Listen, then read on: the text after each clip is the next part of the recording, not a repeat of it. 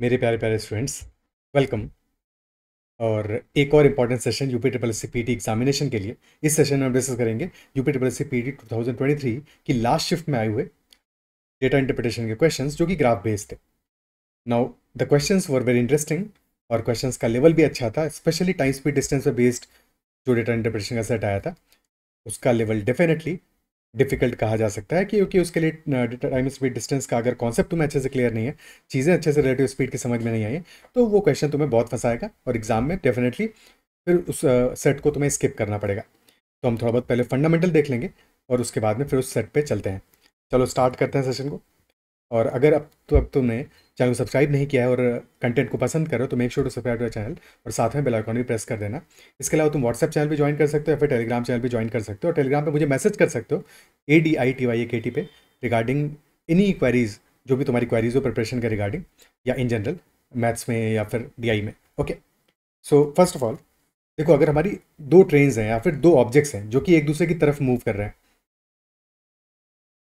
एक दूसरे की तरफ मूव कर रहे हैं, ठीक है, एक की स्पीड मान ली हमने S1 और दूसरे की स्पीड है S2। अभी दोनों एक दूसरे की तरफ जा रहे हैं, ठीक है। तो अगर इनमें से हम एक को रोक दें तो अगर एक रुका रहेगा तो ऐसा लगेगा दूसरा वाला, तुम उसमें बैठे हो जो कि रुका हुआ है, तो तुम्हें दूसरा वाला अपने पास आता हुआ दिखेगा, ठीक है। तब तो सिर्फ एक की स्पीड काम करेगी, बट जब दोनों चल रहे होंगे तो जो रिलेटिव स्पीड होगा हमारा वो एडअप होगा, यानी कि इनकी स्पीड एडअप होकर हमारी रिलेटिव स्पीड होगी। अब बेसिक बात ये समझो कि जब दोनों ऑपोजिट डायरेक्शन से आएंगे तो हमारा स्पीड एडअप हो जाएगा, स्पीड्स को हमें एडअप करना पड़ेगा, ठीक है। तो यानी कि हमारा इस केस में speed will be S1 + S2, जिससे ये दोनों व्हीकल्स, ये दोनों ऑब्जेक्ट्स एक दूसरे को क्रॉस करेंगे। और मान लिया पहले वाले ऑब्जेक्ट की लेंथ है L1 और दूसरे ऑब्जेक्ट की लेंथ है L2, जो इस क्वेश्चन में तो ट्रेन होगा, बट ट्रेन हो, कार हो, कोई भी और व्हीकल हो, ठीक है। तो जब भी कोई दो ऑब्जेक्ट्स एक दूसरे को क्रॉस करते हैं तो हमेशा जो उनकी लेंथ होती है, जो टोटल क्रॉसिंग होता है, उसमें दोनों की लेंथ भी एडअप होती है। तो स्पीड तो हमारा S1 + S2 है और लेंथ जो कि क्रॉस करनी होगी वो हो जाएगी L1 + L2। अब ऐसा भी तो हो सकता है दोनों ऑब्जेक्ट सेम डायरेक्शन में जा रहे हो, ठीक है, तो सेकंड सिनेरियो बनेगा जबकि दोनों ही ऑब्जेक्ट्स हमारे सेम डायरेक्शन में जा रहे हैं। अभी भी लेंथ L1 है, L2 है, स्पीड S1 है और S2 है। मान लिया हमने S1 S2 से ज़्यादा है, ठीक है, कि S1 is greater than S2। तो अगर दोनों ही ऑब्जेक्ट सेम डायरेक्शन में जा रहे हैं तो अगर तुम छोटे वाले जिसकी स्पीड कम है उस व्हीकल में बैठे होगे तो तुम्हें दूसरा वाला ऑब्जेक्ट स्लोली आगे बढ़ता हुआ दिखाई देगा, क्योंकि उसकी स्पीड तुमसे ज़्यादा है तो आगे तो बढ़ रहा होगा, ठीक है, लेकिन धीरे धीरे आगे बढ़ रहा होगा क्योंकि स्पीड घट जाएगी इस केस में। तो यहाँ पे हमारा जो रिलेटिव स्पीड होगा वो हो जाएगा S1 - S2, स्पीड को घटाना पड़ेगा। और यहाँ पर भी ऑब्जेक्ट जब एक दूसरे को क्रॉस करेंगे तो हमेशा L1 + L2 ही रहेगा, यानी कि हमारी जो लेंथ है वो एडअप होंगी। और इसको समझना हो तो ऐसे समझ लो कि तुम L2 में मान लो बैठे हुए हो, ठीक है, और L2 लेंथ के ऑब्जेक्ट में बैठे हुए हो, और फिर ये पहला वाला ऑब्जेक्ट जिसकी लेंथ L1 है वो तुम्हें क्रॉस करना स्टार्ट करता है, ठीक है, ये लेंथ L1 है।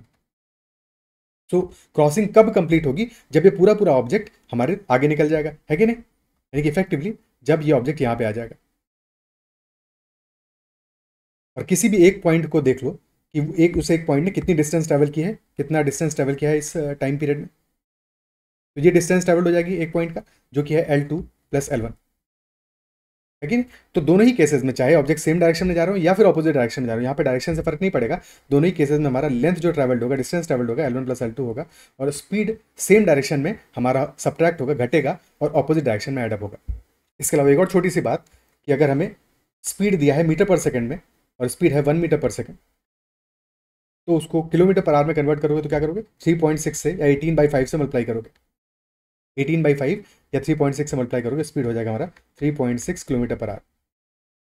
अगर दोनों वैल्यूज को हम 5 से मल्टीप्लाई करें, यानी इफेक्टिवली 5 मीटर पर सेकंड हमारा इक्वल टू होगा 18 किलोमीटर पर आवर। क्या ये बात समझ में आती है? और अगर यहाँ तक समझ में आता है तो फिर अपना सेट लेते हैं डायरेक्टली। तो ये हमारा ग्राफ है और ग्राफ में हमें टाइम गिवन है और लेंथ गिवन है। क्वेश्चन ये कह रहा है below the pair of 5 trains are given, नीचे 5 ट्रेनों की एक जोड़ी दी गई है। The sum of length of each pair and time taken by trains in each pair to cross each other when travelling in opposite direction is given in the line graph, ठीक है। यानी कि हमारे लाइन ग्राफ में क्या क्या given है, हमें हमें गिवन है प्रत्येक जोड़ी की लंबाई का योग, और साथ में विपरीत दिशा में यात्रा करते समय प्रत्येक जोड़े में ट्रेनों द्वारा एक दूसरे को पार करने में लगा वो जो समय है, ये दोनों बातें हमें ग्राफ में दी हैं। लेंथ दी है हमें डेकामीटर में। अब इंटरेस्टिंग बात यह है कि यहाँ पे इस क्वेश्चन में लेंथ हमें डेकामीटर में दी है, और एक डेकामीटर 10 मीटर के बराबर होता है। डेका 10 है, किलो 1000, हेक्टो से समझो 100 बार, है कि नहीं। दसम डेसी सौवां सेंटी है हजारवां भाग मिली, तो ये पढ़ा होगा तुमने। तो 1 डेकामीटर हमारा 10 मीटर के बराबर है। सबसे पहले तो देखो हमारा लेंथ कहाँ पे है, लेंथ है सॉलिड लाइन से, यानी कि हमें लेंथ ऊपर दिया है और टाइम नीचे गिवन है। तो लेंथ क्योंकि डेकामीटर में दिया है तो उसको पहले ही मीटर में कन्वर्ट कर लो, क्योंकि डेकामीटर में कैलकुलेशन करना हमको आता नहीं है, यानी कि वहाँ पे गलती होगा, तो पहले ही मीटर में कन्वर्ट करो, यानी कि 10 से मल्टीप्लाई करना है तो बस एक एक जीरो और बढ़ा दो। 600, 800, 700, 500 और 660। ठीक है, इसके अलावा टाइम हमें सेकंड्स में गिवन है, और टाइम सेकंड्स में गिवन है तो हम लेंथ अपॉन टाइम से स्पीड भी निकाल लेंगे। स्पीड किसकी निकलेगी, हमें सारे केसेस में कपल्स दिए हुए हैं, जोड़े दिए हुए हैं, A B train, B C train, C D train, D E train, E A train. ठीक है, तो जब ए और बी ट्रेन एक दूसरे को क्रॉस कर रहे हैं तो टाइम लग रहा है उनको 12 सेकंड का, और डिस्टेंस कितना है 600, यानी कि ये जो डिस्टेंस हमारा 600 दिया है किसका दिया है, ट्रेन ए और ट्रेन बी का मिला के डिस्टेंस है, यानी कि मिला के लेंथ है। ठीक है, ट्रेन ए और बी का ये मिला के हमें लेंथ गिवन है बेसिकली इस क्वेश्चन में। क्लियर है, तो इक्वेशन बनाते हैं सबसे पहले तो ए प्लस बी गिवन है हमें 600। ठीक है, तुम्हारे लिए लिख रहा हूँ बट एग्जाम में ये लिखोगे नहीं तुम। ए प्लस बी 600 है, यानी कि ए और बी की लेंथ मिला के 600 है, बी और सी की मिला के लेंथ है 800, सी और डी की मिला के लेंथ है 700, डी और ई की मिला के लेंथ है 500। ठीक है, और ई और ए की लेंथ मिला के है 660। अब इन पांचों इक्वेशन को ऐड कर दो। जैसे ही तुम इन पांचों इक्वेशन को ऐड करोगे तो क्या हो रहा है, हमारा ए भी 2 बार आ रहा है, बी भी 2 बार आ रहा है, सी भी 2 बार आ रहा है, डी भी 2 बार आ रहा है, और ई भी 2 बार आ रहा है, यानी कि इफेक्टिवली हो जाएगा ये 2 times A plus B plus C plus D plus E. अब देखो एग्जाम में सीधे तुम ये लाइन लिखोगे, ये पूरा 5 इक्वेशन नहीं लिखोगे क्योंकि तो ग्राफ से दिख ही रहा है। ठीक है, तो सीधे लिखोगे, सबको एडअप कर दोगे तो कितना आएगा, 600, 800, 1400, 2100, 2600 और 3260। अब 2 से डिवाइड कर दोगे तो हमारा A plus B plus C plus D plus E सबकी लेंथ मिला के आ जाएगी 1630। ये तो सबकी लेंथ आई, लेकिन हमें चाहिए हर ट्रेन की इंडिविजुअल लेंथ, तभी तो आगे हम क्वेश्चन सॉल्व कर पाएंगे जो हमारे आगे के क्वेश्चन आएंगे। ठीक है, तो सबकी इंडिविजुअल लेंथ हमें निकालनी पड़ेगी। तो अब क्या करो, देखो ए प्लस बी हमें पता है कितना है, ए प्लस बी 600 है, सी प्लस डी भी पता है, सी प्लस डी कितना है 700 है। ठीक है, तो 600 प्लस 700 1300 हो गया हमारा A plus B plus C plus D, 1300 हो गया, टोटल 1630 है। तो यहाँ से हम ई की लेंथ निकाल पाएंगे, और ई की लेंथ आ जाएगी हमारी कितनी, 1630 माइनस 1300। ठीक है, माइनस 1300 यानी कि 330 आ जाएगी। अब जैसे ही एक ट्रेन की लेंथ निकल गई, ई की लेंथ आ गई 330, और ई प्लस ए की लेंथ है 660, यानी कि ए की लेंथ कितनी होगी, वो भी 330 होगी। अब इसी तरह से बी सी और डी की भी लेंथ निकाल लेंगे। ए की लेंथ 330 आ गई, ए प्लस बी 600 है, यानी कि बी की लेंथ आ जाएगी 270, 270। अब बी की 270 आ गई, बी प्लस सी है 800, तो सी की आ जाएगी 530, सी 530 आ गया, सी प्लस डी 700 है, यानी कि डी की लेंथ आ गई 170। तो हमने सारी की सारी ट्रेन की लेंथ तो निकाल ली, अपना पहला स्टेप कंप्लीट हो गया। क्या यहाँ तक बात समझ में आती है? अब यही सेम ऑपरेशन हमें करना पड़ेगा स्पीड निकालने के लिए सारी की सारी ट्रेन की। ठीक है, और स्पीड क्योंकि हमें पता है, फ्रेश पेज पे करते हैं, क्योंकि दोनों ट्रेन अपोजिट डायरेक्शन में जा रही हैं, ट्रैवलिंग इन अपोजिट डायरेक्शन, तो यानी कि स्पीड एडअप हुई होंगी। ठीक है, तो ये जो स्पीड हमें गिवन होगा यहाँ पे क्या है, अगेन एक बार जीरो तो बढ़ा ही लेते हैं, फिर स्पीड निकालेंगे। स्पीड निकालना पड़ेगा क्योंकि लेंथ गिवन है और टाइम गिवन है, तो स्पीड हमारा हो जाएगा लेंथ अपॉन टाइम। देखिए स्पीड होगा हर केस में S1 प्लस S2, क्योंकि दोनों ट्रेन अपोजिट डायरेक्शन में जा रही हैं। ठीक है, तो 600/12, तो speed of train A plus speed of train B कितना होगा, 50 आ जाएगा। 800/20 40 आ जाएगा। 700/25 28 आ जाएगा। 500/10 50 आ जाएगा, और 660/12 ये आ जाएगा 55। तो स्पीड की वैल्यूज भी आ गई हमारी। Speed of train A plus speed of train B 50 है, speed of train B plus speed of train C 40 है, speed of train C plus speed of train D 28 है, speed of train D plus speed of train E 50 है, और last में speed of train E, एक second, plus speed of train A, ये आ रहा है 55। अब पांचों इक्वेशन को फिर से एक बार ऐड करोगे तो हमारा 2 टाइम्स सबका स्पीड एडअप हो जाएगा, और ये वैल्यू आ जाएगा 50 + 40 90, 118 168, और फिर 223 223 आ गया, यानी कि सबकी स्पीड्स एडअप करके हमारा जो वैल्यू आ रहा है वो आ रहा है 111.5 111.5, सबका स्पीड एडअप करके आ रहा है। ठीक है, और हमें पता है कि speed of A plus B कितना है 50 है, सी प्लस डी कितना है 28 है, यानी 78, तो यही वैल्यू आ रही है। तो यहाँ से हम अगेन स्पीड ऑफ ई निकाल सकते हैं। ई का स्पीड क्या आएगा, 78 घटा दोगे यानी कि 22 प्लस 11.5 33.5, ये ई का स्पीड आ रहा है। ऐसे ही ए बी सी और डी का भी स्पीड निकाल लोगे और इसके बाद में सीधे चलेंगे अपने क्वेश्चंस पे। तो स्पीड ऑफ ट्रेन ए कितना आएगा, ए प्लस ई आ रहा है हमारा 55, यानी कि ए का आ जाएगा 21.5। अब क्योंकि यहाँ पे 0.5 में मामला बन रहा है तो कैलकुलेशन में थोड़ा सा ध्यान रखना, वो एरर मत करना, ठीक है, कि 20.5 लिख दिया, 22.5 लिख दिया, वैसी गलती मत करना। ओके, स्पीड ऑफ बी क्या आएगा, ए का है 21.5, ए और बी का मिला के 50 है, यानी 28.5 आएगा। 28.5 बी का है, बी और सी का मिला के 40 है, तो सी का आ जाएगा 11.5। सी का 11.5 है, सी और डी का 28 है, यानी कि 16.5। तो सारी हमने स्पीड की वैल्यूज़ भी कैलकुलेट कर ली, और ये स्पीड की वैल्यूज़ हमारी है मीटर पर सेकेंड में, ध्यान रखना, किलोमीटर पर आवर में नहीं है, ये सारी वैल्यूज़ मीटर पर सेकेंड में। तो हमने स्पीड भी निकाल लिया और लेंथ भी निकाल लिया। अब सीधे सीधे अपने क्वेश्चंस पे चलते हैं। ओके, क्या यहाँ तक बात क्लियर होती है? अब अपने क्वेश्चंस लेते हैं। तो ये हो गया हमारे 5 क्वेश्चंस, ठीक है। यहाँ पे हमने पहले ही वैल्यूज़ मैंने लिख दी हुई हैं ताकि बार बार पीछे जाके हमें देखना ना पड़े। पहला क्वेश्चन, दूसरा, तीसरा, फोर्थ एंड फिफ्थ। ओके, तो फर्स्ट क्वेश्चन हमारा कह रहा है find the time taken by train A to pass train C if they are travelling in the same direction. Train A को ट्रेन सी को पास करने में कितना टाइम लगेगा अगर वो दोनों ही ट्रेन हमारी सेम डायरेक्शन में ट्रैवल कर रही हैं, ठीक है। तो अगर ट्रेन हमारी सेम डायरेक्शन में ट्रैवल कर रही हैं तब भी लेंथ तो दोनों का एडअप होगा, ठीक है। हमारे काम की ट्रेन क्या है, ट्रेन ए और ट्रेन सी। स्पीड घटेगा, स्पीड घटेगा और लेंथ एडअप होगा क्योंकि दोनों ट्रेन हमारी सेम डायरेक्शन में जा रही हैं। तो लेंथ ए और सी का मिलाकर कितना होगा, 330 प्लस 530 जो कि हो गया 860, 860। और स्पीड आ जाएगा 21.5 माइनस 11.5, यानी कि इफेक्टिवली 10 आ गया। तो 860/10 आंसर हमारा है बिल्कुल simple, 86 seconds. Option A answer हो जाएगा, कोई दिक्कत नहीं। एक बार हमने सारी वैल्यूज निकाल ली तो फिर ये क्वेश्चन तो इजीली हो गया। नेक्स्ट क्वेश्चन देखते हैं, क्वेश्चन नंबर 2। क्वेश्चन नंबर 2 कह रहा है find the approximate time taken by train B and train D to cross each other if both are travelling in the opposite direction. तो train B और D opposite direction में travel कर रहे हैं, और क्योंकि ऑपोजिट डायरेक्शन में travel कर रहे हैं तो फिर से स्पीड हमारा क्या होगा, एडअप होगा। यानी कि यहाँ पे हमारा टाइम टेकन क्या होगा, length of train B plus length of train D, length तो ऐड होगा और स्पीड भी ऐड ही होगा,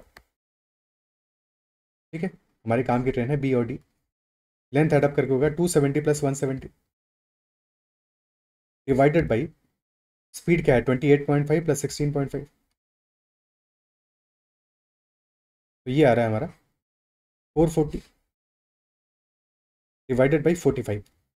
तो 10 से थोड़ी सी छोटी वैल्यू आ रही है क्योंकि 45 इंटू 10 हो जाता है हमारा 450। तो आंसर तो क्लियरली हमारा ऑप्शन डी है। अगर हमें और एक्यूरेटली निकालना होता तो हम 440 को लिख सकते थे 450 माइनस 10, और फिर जब 45 से डिवाइड करेंगे तो 450/45 कितना है, ये तो 10 आ जाएगा। तो 10 माइनस 10/45 जो कि वैल्यू आता है 10/45 क्या है, ये है 2/9, और 2/9 होता है 0.22। तो 10 माइनस 0.22 सेकेंड ऐसे लिख रहे हैं। तो 10 माइनस 0.22 यानी कि 9.78 वैल्यू आ जाएगी अगर हमें एक्यूरेट वैल्यू निकालनी होती, क्योंकि अगर ऑप्शन हमारे क्लोज होते हैं, मान लो कि एक ऑप्शन होता है 9.85, ठीक है, तो वहाँ पे मैं थोड़ा सा और क्लोज जाना होता, पर वो भी हम कैसे जाते देख लिया होगा, समझ गए होगे, ठीक है।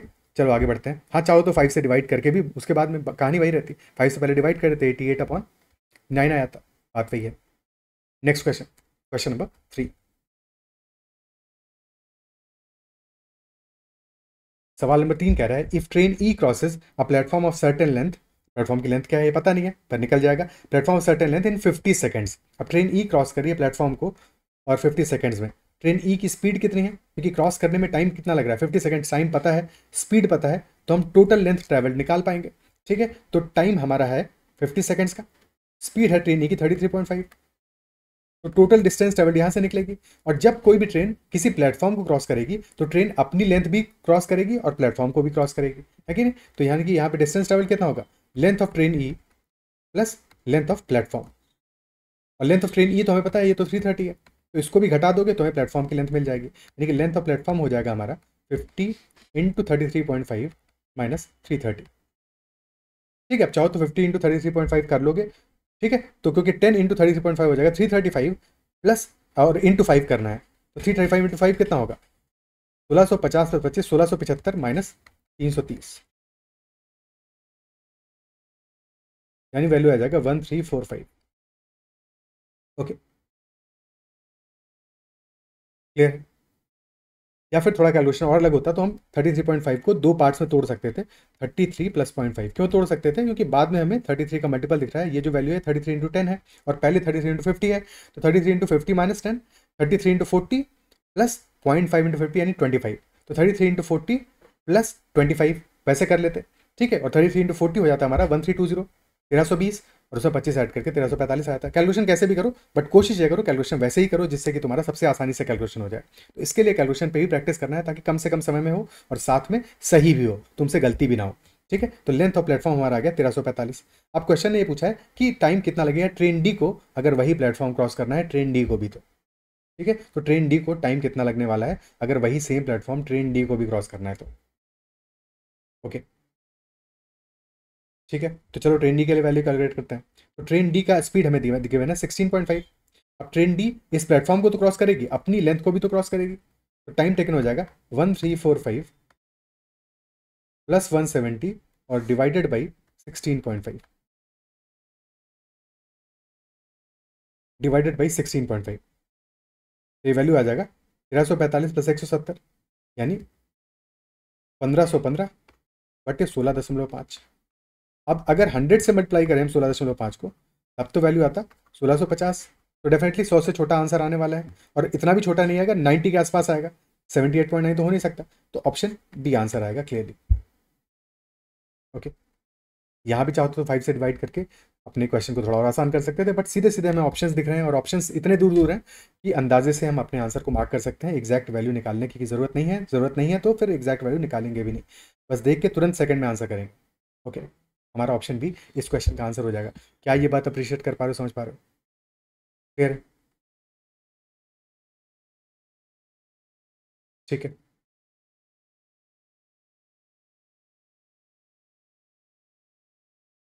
ओके, आगे बढ़ते हैं नेक्स्ट क्वेश्चन पे।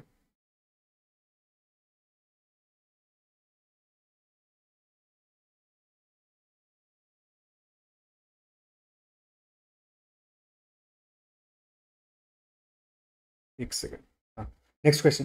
Train A was travelling from Patna to Delhi while train D was travelling from Delhi to Patna, यानी कि ट्रेन ए जा रही है पटना से दिल्ली,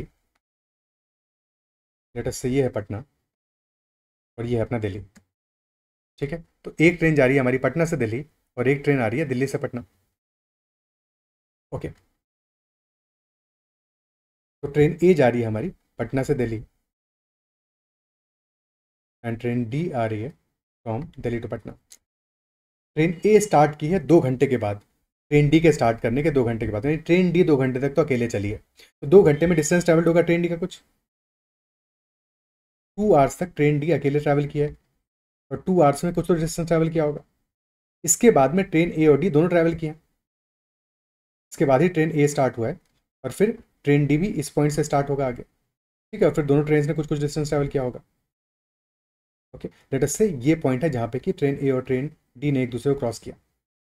क्वेश्चन हमें ये बता रहा है if both trains meet, meeting point crossing point एक ही बात है, if both trains meet at a distance of 297 kilometre from Delhi, तो approximate distance between Patna to Delhi क्या होगा? यानी कि जब वो दोनों ट्रेन्स मिली हैं वो डिस्टेंस हमारा 297 किलोमीटर कहाँ से है?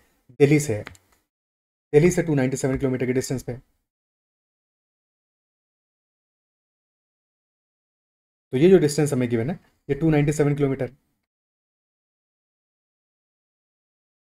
और क्योंकि अब हम आवर्स में बात कर रहे हैं, किलोमीटर में बात कर रहे हैं, तो सबसे पहले हमें अपनी स्पीड को कन्वर्ट करना पड़ेगा किलोमीटर पर आवर में, और ट्रेन है हमारी ए और डी, ठीक है। तो किसी भी एक ट्रेन की पहले तो हम निकाल लेते हैं स्पीड किलोमीटर पर आवर में, जैसे कि मान लो कि डी की निकाल लेते हैं, ए और डी दोनों के लिए बात करनी है, ठीक है। तो डी की निकाल लेते हैं, डी की स्पीड क्या आ जाएगा 16.5 है, 16.5 इंटू 18/5 करोगे, ठीक है, 18/5 करोगे या 3.6 करोगे, 18/5 कर लेते हैं, तो 5 से सिंप्लीफाई करेंगे ये वैल्यू आ जाएगा 3.3, फिर 18 से गुणा करो, 18 3 54 + 5.4 59.4 किलोमीटर पर आवर, ये स्पीड आ रहा है हमारा ट्रेन डी का। साथ में हमें पता है कि ट्रेन डी की स्पीड है 16.5 मीटर पर सेकंड में, और ट्रेन ए की स्पीड है 21.5 यानी कि 5 मीटर पर सेकंड ज़्यादा है। और अभी थोड़ी देर पहले हमने देखा था कि 5 मीटर पर सेकंड होता है हमारा बराबर 18 किलोमीटर पर आवर के, ठीक है। तो दोबारा से 21.5 इंटू 18/5 नहीं करोगे, सीधे सीधे 18 ऐड कर दोगे 59.4 में, ठीक है। 59.4 स्पीड आया है for Tren de kilometre per hour में। तो ट्रेन ए का स्पीड आ जाएगा 18 ज़्यादा, यानी कि ये वैल्यू आ जाएगा 77.4। क्या ये बात समझ पा रहे हो? ठीक है, डबल कैलकुलेशन नहीं करना है, जो काम हमारा एक कैलकुलेशन हो जा रहा है बस उतने में ही उसको कंप्लीट कर देना है। ठीक है, तो हमारा वैल्यू आ जाएगा 77.4 किलोमीटर पर आवर ट्रेन ए के लिए। ओके, अब ट्रेन डी ट्रैवल किया है पहले 2 घंटे अकेले, तो ये जो डिस्टेंस ट्रैवल हुआ है ये वैल्यू निकाल पाएंगे हम। 59.4 है जो कि लगभग 60 के आसपास है। एग्जैक्ट निकालना हो 59.4 इंटू 2 कर देंगे, अंदाजे से निकालना हो क्योंकि ऑप्शंस हमारे क्या हैं डिस्टेंस के लिए 489.7, 448.7, यानी कि ऑप्शंस में लगभग लगभग 40 किलोमीटर एक ये 2 ऑप्शंस पास है, यहाँ पे 25 किलोमीटर का गैप है, तो हमारा 1-2 किलोमीटर 4 किलोमीटर से बहुत ज़्यादा डिफरेंस नहीं आएगा। ठीक है, तो हम 59.4 को अप्रॉक्सीमेटली 60 मान के भी अपना क्वेश्चन सॉल्व कर सकते हैं। बाकी अगर देखेंगे तो 2 आवर्स में डिस्टेंस ट्रैवल कितना होगा 59.4, जो कि स्पीड है ट्रेन डी का, मल्टीप्लाइड बाई 2, यानी कि ये वैल्यू आ जाएगा 118.8 किलोमीटर। ओके, और टोटल डिस्टेंस कितना है, ये डिस्टेंस हमारा मीटिंग पॉइंट का जहाँ से कि ट्रेन डी स्टार्ट की थी यानी दिल्ली से, वो है 297 किलोमीटर्स का। तो 297 किलोमीटर्स में से 2 आवर्स में 118.8 किलोमीटर तो पहले ही ये ट्रेन चल चुकी है। तो जो बचा हुआ डिस्टेंस है ये कितना बचा 118.8, यानी ये लगभग 120 हो गया, तो रिमेनिंग डिस्टेंस लगभग 180 बचा है, अप्रॉक्सीमेटली 180 बचा है। ठीक है, अप्रॉक्सीमेटली 180 बचा है, और ट्रेन डी की स्पीड है 59.4। ठीक है, अब क्योंकि 180 से थोड़ा सा कम वैल्यू था तो हम कह सकते हैं कि इस 180 को 60 से डिवाइड करते तो 3 आवर्स आता, तो रफली 3 आवर्स का टाइम लगा होगा ट्रेन डी को।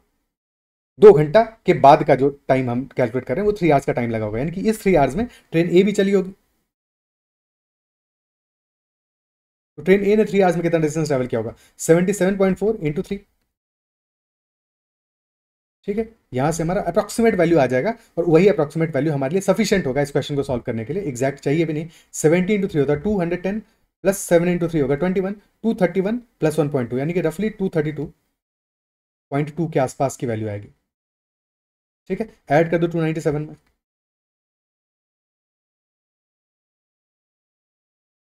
तो ये वैल्यू आ जाएगा हमारा 529.2 किलोमीटर टोटल डिस्टेंस। ओके, यानी कि एग्जैक्टली 3 आवर्स आ रहा था, पर वहाँ पे एग्जैक्ट हमें कैलकुलेशन करने का जरूरत भी नहीं था, अंदाजे से भी वहाँ पे पास पहुँच रहे हैं अपन, तो कोई दिक्कत नहीं। आंसर अपना ऑप्शन सी आ जाएगा क्लियरली। क्या ये बात समझ में आती है? ठीक है, ये आंसर हमारा आ जाएगा ऑप्शन सी। ओके, क्लियर है? आगे बढ़ते हैं अगले क्वेश्चन पे।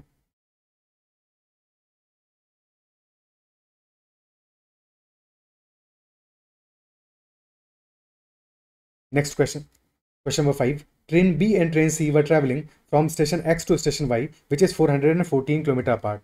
तो स्टेशन एक्स से स्टेशन वाई की तरफ जा रहे हैं, यानी कि दोनों ही ट्रेन सेम डायरेक्शन में ही जा रहे हैं, स्टेशन एक्स से स्टेशन वाई की तरफ जा रहे हैं, और डिस्टेंस है उनके बीच का 414 किलोमीटर का डिस्टेंस है। ठीक है, if both reach the station Y at the same time, दोनों ही ट्रेन स्टेशन वाई पे सेम टाइम पे पहुंची हैं, जबकि दोनों का स्पीड डिफरेंट है, डिस्टेंस सेम ही ट्रैवल कर रहे हैं। Find after how much time approximately of train C वो train B leave station X, यानी कि पहले ट्रेन सी लीव कर गई होगी, ट्रेन बी की स्पीड क्योंकि ज़्यादा है तो ट्रेन बी बाद में लीव किया होगा, कितने टाइम बाद लीव किया होगा ये हमसे क्वेश्चन पूछ रहा है। ओके, ठीक है, अब देखो एक चीज़ याद रखना, जब भी हम कभी बहुत लंबी डिस्टेंस का यानी कि 400 किलोमीटर, 500 किलोमीटर, 300 किलोमीटर, इन सब डिस्टेंसेस की बात करते हैं, तो वहाँ पे जो ट्रेन का लेंथ है ना वो हमेशा इग्नोर करते हैं। ठीक है, क्योंकि वो भी किसी के दिमाग में डाउट आ सकता है कि ट्रेन की खुद की भी तो लेंथ है, तो बिल्कुल लेंथ है, बट उस लेंथ को हम इग्नोर करेंगे क्योंकि 300-400 किलोमीटर में 200 मीटर क्या है, कुछ नहीं है, उसको इग्नोर कर सकते हैं। ठीक है, तो वैसी चीज़ों को हम हमेशा इग्नोर मार देते हैं। अब ट्रेन बी की बात करते हैं, ट्रेन सी की बात करते हैं। पहले इनकी स्पीड निकालनी पड़ेगी किलोमीटर पर आवर में, क्योंकि अब फिर से हमारा जो काम है वो किलोमीटर में ही है, और बी और सी की तो अभी हमने स्पीड निकाली नहीं है किलोमीटर पर आवर में। ठीक है, ऑलरेडी हमने क्या स्पीड निकाला था अभी थोड़ी देर पहले 1.5 निकाला था, जो कि 77.4 हो रहा था। ठीक है, तो ये वैल्यू हमारा 77.4 हो रहा था, तो यहाँ से 11.5 निकाल पाएंगे इजीली। ठीक है, 11.5 कितना होगा, क्योंकि 5 मीटर पर सेकंड हो गया 18 किलोमीटर पर आवर, तो 10 मीटर पर सेकंड कम है, यानी कि 36 सब्ट्रैक्ट कर दोगे तो 77.4 माइनस 36 कितना आ जाएगा 41.4 किलोमीटर पर आवर। ठीक है, 41.4 किलोमीटर पर आवर। अब 28.5 की वैल्यू क्या आएगी, ये 21.5 से अगर हम 26.5 पे जाते, 18 ऐड करते, 77.4 प्लस 18, पर एक्चुअल में 28.5 है, यानी कि प्लस 2 मीटर पर सेकेंड और है। तो 1 मीटर पर सेकेंड क्योंकि 3.6 के बराबर होता है, तो प्लस 7.2 और कर दोगे, तो वैल्यू आ जाएगा 77.4 प्लस 25.2, यानी कि ये वैल्यू आ जाएगा 102.6 किलोमीटर पर आवर। ये वैल्यू आ जाएगा ट्रेन बी के लिए। ट्रेन बी की स्पीड आ जाएगी 102.6 किलोमीटर पर आवर, और ट्रेन सी की है 41.4। अब हमें डिस्टेंस दिया है 414, तो ट्रेन सी के लिए टाइम निकालना आसान है। कितना टाइम लगेगा? 414 डिस्टेंस है, 41.4 स्पीड है, यानी कि 10 आवर्स का टाइम लगेगा ट्रेन सी को। ट्रेन बी का टाइम निकाल लेते हैं। 414 डिस्टेंस है, 102.6, यानी कि रफली, एक सेकंड डेसिमल पहले लगा दिया, तो 102.6 है, यानी कि रफली 4 आवर्स से थोड़ा सा ज़्यादा टाइम लगेगा, क्योंकि इंटू 4 करेंगे तो ये आ रहा है 410 के आसपास। तो रफली 4 आवर्स प्लस फ्यू मिनट्स, ठीक है, प्लस 2-3 मिनट लगेंगे और, यानी कि एक ट्रेन को लग रहा है 10 आवर्स, एक ट्रेन को लग रहा है 4 आवर्स सम मिनट्स। तो ट्रेन बी को कितने टाइम बाद स्टार्ट करो, जो डिफरेंस है इनका उतने टाइम बाद स्टार्ट करोगे, तभी दोनों ट्रेन सेम टाइम पे पहुंच पाएंगे, यानी कि डिफरेंस हमारा लगभग 6 आवर्स के आसपास आ रहा है। 6 आवर्स से थोड़ा सा छोटी वैल्यू आएगी, ठीक है, क्योंकि जो वैल्यू हम घटा रहे हैं वो 4 आवर्स से थोड़ी सी ज़्यादा है, यानी कि 5.96 हमारा आंसर होगा। अगर जस्ट इनके 6.04 6.05 ऑप्शन में दिया होता तो वो गलती से मार्क नहीं कर देना है, क्योंकि 6 से थोड़ी सी छोटी वैल्यू आ रही। 5.96 हमारा क्लियरली आंसर होगा इस क्वेश्चन में। तो क्या ये सारे के सारे क्वेश्चन इस सेट के समझ पाए हो? ठीक, किसी भी क्वेश्चन में अगर फिर भी कहीं डाउट रहता है तो एक बार कमेंट में जरूर मेंशन करना, और अगर सेशन पसंद आया तो उसको लाइक करना। अब दूसरे सेट पे चलते हैं हम लोग, ठीक है। पहला सेट तो हमारा डन एडजस्टेड हो गया, सारे क्वेश्चंस को हमने कंप्लीट कर लिया। अब चलते हैं नेक्स्ट वाले सेट पे। नेक्स्ट सेट जो कि हमारा एक पाई चार्ट बेस्ड सेट है, और क्वेश्चन कह रहा है the following pie chart gives the information about the distribution of population in percentage of India in the different geographical zones. निम्नलिखित पाई चार्ट हमारा विभिन्न भौगोलिक क्षेत्रों में भारत की जनसंख्या के वितरण प्रतिशत में के बारे में जानकारी देता है। तो हमारे कौन कौन से जोन हैं, कौन कौन से हमारे जोन्स हैं, ज्योग्राफिकल जोन्स हैं या फिर भौगोलिक क्षेत्र हैं, केंद्रीय, उत्तर, दक्षिण, पूर्व और पश्चिम, ठीक है। और हमें फिर पहला क्वेश्चन दिया है, if the total population of India is 125 crore 125 CR, then what is the approximate sum of the population of south zone and that of west zone. Simple question, total population दिया है 125 करोड़, यानी कि 100% कितना है, 125 करोड़ के बराबर है। अगर 100% 125 करोड़ के बराबर है तो 1% कितना होगा, 125/100, यानी 1.25 या बेसिकली 5/4 करोड़ के बराबर होगा, ठीक है। और क्वेश्चन हमसे पूछा है south zone plus west zone की पॉपुलेशन मिला के कितनी होगी। साउथ जोन हमारा है 23% और वेस्ट जोन है 16%, तो ऐड कर दो दोनों को, तो 23 + 16 यानी कि ये वैल्यू आ रहा है हमारा 39%। तो 39 × 5/4 करना है, 5/4 करने का मतलब हुआ 39 + 39 × 1/4, 39/4 रफली 10 के आसपास है, तो ये वैल्यू हमारा लगभग 49 से थोड़ा सा कम आएगा, 48.75 to be precise. Option B answer हो जाएगा,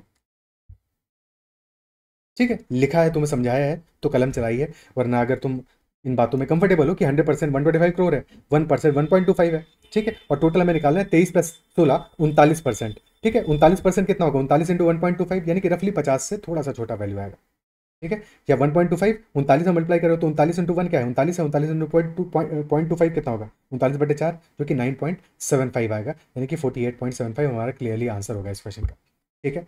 next question, question number 2, the total population of the east zone of India is 126.5 million. East zone की पॉपुलेशन है 126.5 मिलियन, तो फिर approximate total population of north zone क्या होगा। एक zone की हमें पॉपुलेशन गिवन है ईस्ट जोन का, जो कि आ रहा है 126.5 मिलियन, 25% की वैल्यू गिवन है 126.5 मिलियन, रफली 5 टाइम्स है, 5 टाइम्स से थोड़ा सा ज़्यादा है, ठीक है। इफेक्टिवली 5.06 टाइम्स है, बट हमारा 5 टाइम्स से भी हो सकता है आंसर मैच कर जाए, क्योंकि ऑप्शन दूर दूर है। क्वेश्चन पूछ रहा है what is the approximate total population north zone. North zone की कितनी है, 16%, तो 16 × 5.06 करना है, बट 16 × 5 यानी कि 80 से थोड़ा सा प्लस आंसर आएगा। आंसर हमारा ऑप्शन बी होगा, आंसर क्लियरली ऑप्शन बी हो जाएगा, ओके, ठीक है। नेक्स्ट क्वेश्चन पे चलते हैं।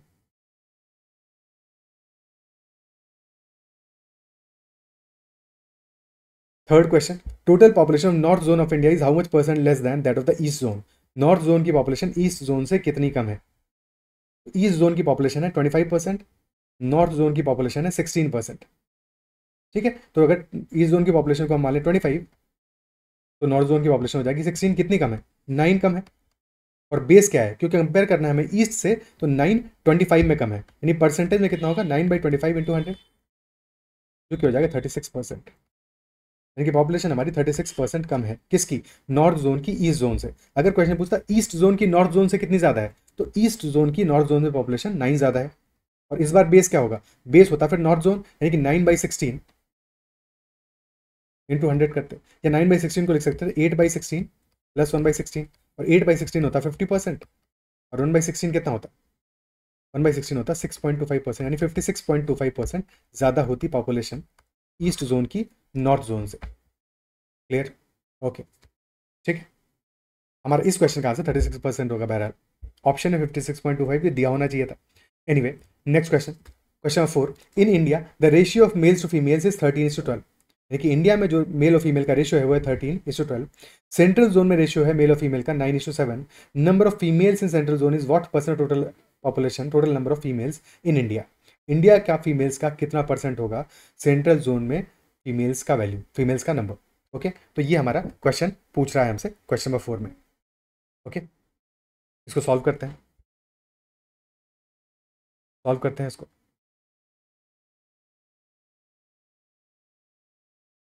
तो क्वेश्चन हमसे कह रहा है टोटल इंडिया में मेल और फीमेल का रेशियो है 13:12,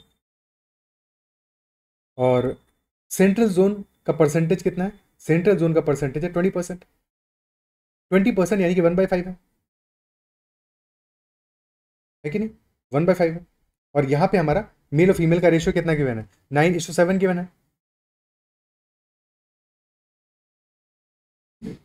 सेंट्रल जोन में 9:7 गिवन है। ओके, जो कि अगर टोटल ऐड कर ले तो टोटल हमारा 16 आ रहा है मेल और फीमेल का। और ये 20% की वैल्यू है, क्योंकि इफेक्टिवली 20% है हमारा पॉपुलेशन सेंट्रल जोन का। ठीक है, तो या तो सेंट्रल जोन से एक्सटेंड करो, तो सेंट्रल जोन का 20% है, टोटल पॉपुलेशन इंडिया का 100% होगा, यानी कि 5 टाइम्स होगा इसका, ऑब्वियसली 100% होगा। ठीक है, और हमें गिवन क्या है? मेल और फीमेल का रेशियो क्या है? 13, एक सेकेंड, हाँ हाँ ठीक है,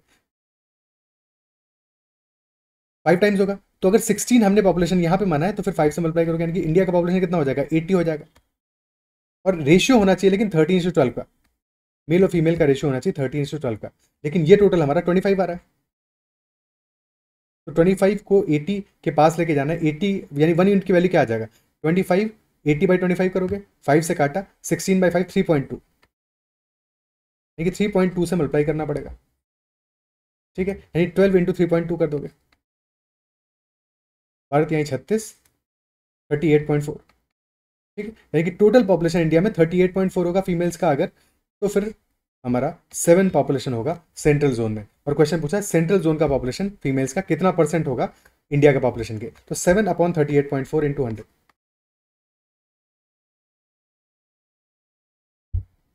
इंटू 100। अब डेसिमल हटाओगे तो एक और जीरो एडअप हो जाएगा।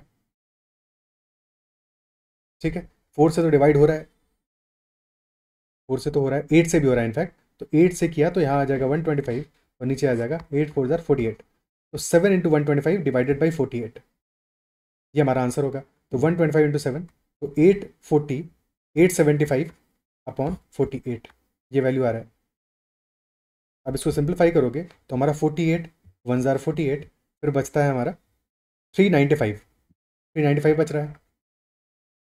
ठीक है, 480 होता तो फिर 10 टाइम्स जाता, 8 टाइम्स जाएगा, 8 टाइम्स जाएगा, 40 इंटू 8 320, 384 बच गया फिर हमारा 11, तो 18 एंड 11/48%। ऑप्शन ए हमारा यहाँ पे आंसर हो जाएगा, ऑप्शन ए आंसर हो जाएगा। ठीक है, ये तो तब हुआ जबकि हमने सेंट्रल जोन का एज्यूम किया रेशियो, और उसके हिसाब से फिर अपना इंडिया का रेशियो निकाला। ठीक है, इसका ऑपोजिट भी कर सकते थे कि हम ये मान लेते हैं कि इंडिया का रेशियो में गिवन है मेल और फीमेल का, जो कि है 13-12, टोटल आ रहा है 25। अब इसको 100 कर लो, 100% के बराबर करो, सबको 4 से मल्टीप्लाई कर दोगे। ठीक है, यानी कि इंडिया में फीमेल्स हो जाएंगी 48 उस केस में, टोटल आ गया हमारा 100 इंडिया का पॉपुलेशन। और अगर इंडिया का पॉपुलेशन 100 है तो सेंट्रल जोन का कितना होगा? 20 होगा। और सेंट्रल जोन में हमें गिवन क्या है कि रेशियो है 9:7 का, लेकिन 9 और 7 मिला के कितना होता है? 16 होता है, 16 होता है, हमें करना है 20, 20 करना है। ठीक है, ये तो मिला के 16 हो रहा है, पर हमें अगर 20 करना है तो इसको 1.25 से मल्टीप्लाई करना पड़ेगा, तभी तो 20 होगा। तो इन दोनों वैल्यूज़ को भी 1.25 से मल्टीप्लाई कर दो। इंडिया में फीमेल्स आ गई 48, और सेंट्रल जोन में कितना है? 7 इंटू 1.25, यानी कि ये वैल्यू आ जाएगा 75। तो 48 में से 8.75 कितना परसेंट है, ये हमें क्वेश्चन पूछेगा उस केस में। 8.75 डिवाइड बाई 48। ओके, अब ये हमें डेफिनेटली पता है 48 का डबल करोगे, क्योंकि 48 लगभग 50 के आसपास है, डबल करोगे तो 100 के आसपास पहुंच जाएंगे, तो हम परसेंटेज के आसपास पहुंच जाएंगे। तो ये वैल्यू हमारा हो जाएगा 17.5 बाई 96, यानी कि हमारा जो आंसर होगा वो 18 के आसपास होगा। क्लियरली एक ही ऑप्शन मैच कर रहा है, ऑप्शन ए, क्योंकि बाकी सारे ऑप्शन हमारे डेफिनेटली 17.5 से तो छोटे ही आ रहे हैं। तो ऑप्शन बी सी डी तो आंसर हो ही नहीं सकते। तो यहाँ पे भी हमारा क्लियरली डायरेक्टली आंसर निकल जाएगा। क्या ये बात अप्रिशिएट कर पा रहे हो? क्या ये मेथड क्लियर है? ठीक है। ओके, अब एक और मेथड जो हम रेशियो में बार बार अप्लाई करते हैं वो मेथड भी सीख लेते हैं, क्योंकि यहाँ पे भी तुम्हें समझ में आएगा कि हमारा जो मल्टीप्लिकेटिव फैक्टर है कि एक केस में हमने मल्टीप्लाई किया 3.2 से, एक केस में मल्टीप्लाई किया 1.25 से, तो कई लोगों को शायद इसमें दिक्कत आया होगा, ठीक है, या कंफ्यूजन हुआ होगा। तो एक थर्ड फ्रेश मेथड देखते हैं जो कि सबको समझ में आएगा। तो उस मेथड को भी एक बार देख लेते हैं, फिर अगले क्वेश्चन पे चलते हैं। ठीक है, कि हमने देखा कि इंडिया के लिए पॉपुलेशन का रेशियो आ रहा है मेल और फीमेल का 13-12, तो सम हो जाता है 25। ठीक है, यहां तक बात समझ में आई। सेंट्रल जोन के लिए रेशियो आ रहा है मेल और फीमेल का 9-7, जो कि हो जा रहा है 16। ठीक है, अब यहाँ पे इंडिया और सेंट्रल जोन को हमें कंपेयर करना है। जब भी कभी दो चीज़ों को हमें कंपेयर करना होगा तो सबसे पहले उनको कोशिश करेंगे पहले बराबर बनाने की, फिर वो चाहे सॉल्यूशन हो, ठीक है, कि सॉल्यूशन में भी हमें एक सॉल्यूशन में मिल्क और वाटर का रेशियो गिवन है, ठीक है, कोई रेशियो गिवन है, और कि फिर एक दूसरा सॉल्यूशन है वहाँ पे रेशियो गिवन है। सबसे पहला काम हम क्या करेंगे, उन रेशियोज को इक्वल करेंगे। इक्वल कैसे करेंगे? पहले वाले केस में अगर देखो, तो अगर पॉपुलेशन 25 है तो मेल फीमेल का रेशियो आ रहा है 13-12। अगर पॉपुलेशन 16 है सेंट्रल जोन में तो रेशियो आ रहा है 9-7, 9:7। ठीक है, तो पहले 25 और 16 को बराबर करेंगे। कैसे करेंगे? 25 और 16 का एलसीएम ले लो, या फिर 25 को मल्टीप्लाई करो 16 से और 16 को मल्टीप्लाई करो 25 से। लेकिन अगर इनको मल्टीप्लाई किया है 16 और 25 से रिस्पेक्टिवली, तो फिर जो रेशियो में वैल्यूज गिवन है, क्योंकि 25 आया कैसे है, ये 13 और 12 को मिला के ही तो आया है, तो इनको भी मल्टीप्लाई करोगे फिर 16 से। अभी क्वेश्चन कंप्लीट नहीं हुआ है, ठीक है। सिमिलरली यहाँ पे मल्टीप्लाई किया 25 से, तो इनको भी मल्टीप्लाई करोगे 25 से। क्या यहाँ तक बात समझ में आती है? ठीक है, अब ये दोनों वैल्यूज हमारी बराबर हो गई हैं, लेकिन एक वैल्यू हमारी इंडिया के लिए है, एक वैल्यू सेंट्रल जोन के लिए, और सेंट्रल जोन इंडिया का पार्ट है। सेंट्रल जोन 20% है और इंडिया 100% है, यानी कि इंडिया का जो पॉपुलेशन है वो 5 टाइम्स है सेंट्रल जोन का, यानी कि दोनों को बराबर नहीं करना है, इंडिया का पॉपुलेशन उससे 5 टाइम्स भी होना चाहिए। तो इंडिया वाले केस में हम 5 से एक बार फिर से मल्टीप्लाई कर देंगे। ठीक है, अब यहाँ पे जो फीमेल्स की वैल्यू, अब सीधे सीधा बस परसेंटेज निकाल लो, ये इंडिया में फीमेल्स हो गई और ये हमारी फीमेल्स हो गई सेंट्रल जोन में। ठीक है, इंडिया में और सेंट्रल जोन में, तो सेंट्रल जोन में फीमेल्स आ गई 7/25 divided by females in India, जो कि अगर 12 × 16 × 5, पहले तो 5 से सिंप्लीफाई कर लो, तो ऊपर बचा 5, तो 7 × 5 हो गया 35 अपॉन 12 × 16। तो परसेंटेज करना है, मल्टीप्लाई बाई 100 भी करोगे, 4 से काटोगे तो ऊपर बचेगा 25 और नीचे बचेगा 4, और 35 × 25, यानी कि ये आ जाएगा हमारा अगेन 875 डिवाइड बाई 48। बाकी कैलकुलेशन समझ ही रहे हो, ऑप्शन ए आंसर हो जाएगा। ठीक है, तो ये मेथड है जो कि हम बार बार फॉलो करते हैं। बार बार जब भी कभी रेशियो में हमें दो चीज़ों को, दो क्या डिफरेंट रेशियो गिवन है, अलग अलग मिक्सचर है, कंपेरेबल बनाने के सबसे पहले उनका जो टोटल वॉल्यूम है, टोटल पॉपुलेशन है, उसको इक्वल करोगे। इसके बाद में फिर जो रेशियो एक्चुअल में है उसके अकॉर्डिंग मल्टीप्लाई करोगे। तो डेफिनेटली ऐसे केस में तुम्हारा हमेशा तुम सही डायरेक्शन में सही तरह से पहुंचोगे। क्या ये क्लियर है? क्या अप्रिशिएट कर पा रहे हो? ठीक है, अब लास्ट क्वेश्चन देखते हैं इस सेट का और हमारे सेशन का भी। Last question, 50% of total population of west zone are males, which is equal to 10% of total population of males in India. तो वेस्ट जोन का 50% पॉपुलेशन क्या है? मेल्स है, मेल्स है। ठीक है, तो यानी कि वेस्ट जोन में हमारे कितने हैं? 16% टोटल पॉपुलेशन का है, और वेस्ट जोन में मेल्स और फीमेल्स दोनों 50-50% है, यानी कि मेल्स भी 8% है टोटल का और फीमेल्स भी 8% टोटल का, तभी तो 16% टोटल आ रहा है। फिर क्वेश्चन कह रहा है कि ये जो वेस्ट जोन के मेल्स हैं ये 10% of total population of males in India है, यानी कि इंडिया में टोटल पॉपुलेशन कितना होगा मेल्स का?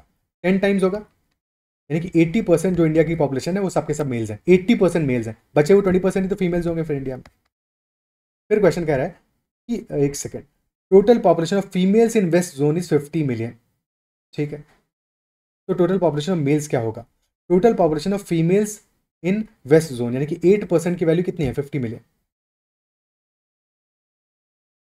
तो total population of males in India क्या होगा, जो कि 80% यानी कि 10 टाइम्स है, तो 50 मिलियन इंटू 10 500 मिलियन होगा। सिंपल कैलकुलेशन है। जो डेटा गिवन था उसको बस ढंग से समझना था, बस बिल्कुल ही आसान कैलकुलेशन है, तो कुछ भी नहीं करना। ऑप्शन डी 500 मिलियन हमारा इस क्वेश्चन में आंसर हो जाएगा। क्या ये बात क्लियर है? सो ये हमारे थे 2 सेट ग्राफ पे बेस्ड, जो कि ग्राफ पे बेस्ड हमारे जो कि आए थे लास्ट शिफ्ट में पीईटी एग्जामिनेशन 2023 में। और आई बिलीव कि दोनों ही सेट करने में तुम्हें मजा आया होगा और बहुत सारी चीज़ें सीखने को मिली होंगी। बहुत सारी चीज़ें हमने हर एक क्वेश्चन को करते समय सीखी, छोटी छोटी बातें जो कि तुम्हें डेफिनेटली एग्जाम में भी काम आएंगी, और आगे जब प्रैक्टिस करोगे अपना तो वहाँ पे भी उनको रेप्लिकेट करोगे, अप्लाई करोगे, तभी मजा आएगा। ठीक है, आगे मैं कुछ कोशिश करूंगा कि कुछ और प्रीवियस पेपर्स के डीआई सेट्स लाऊं, और साथ में कुछ अपने एंड से भी कुछ पर्टिकुलर सेट्स, कुछ टेबल्स अपलोड करूंगा। तुम्हारे एंड पे भी अगर तुम्हारे पास कुछ ऐसे क्वेश्चन हैं तो तुम मुझे मैसेज कर सकते हो टेलीग्राम पे @ADITYAKT, या फिर टेलीग्राम चैनल ज्वाइन कर सकते हो, या फिर व्हाट्सएप चैनल भी ज्वाइन कर सकते हो, मर्जी तुम्हारी है। जो भी चैनल ज्वाइन करना हो ज्वाइन कर लो। कोई मुझे क्वेश्चन पूछना है तो भी तुम क्वेश्चन पूछ सकते हो, क्वेश्चन शेयर कर सकते हो टेलीग्राम पे @ADITYAKT। मेरा नाम है आदित्य कुमार तिवारी, और इस सेशन में इतना ही रखते हैं। अगर तुम्हें सेशन पसंद आया तो उसको लाइक जरूर करना है, अगर तुमने सब्सक्राइब नहीं किया है तो जरूर सब्सक्राइब कर लेना। That is all, bye bye, take care, और फिर मिलते हैं अगले सेशन में। Keep learning.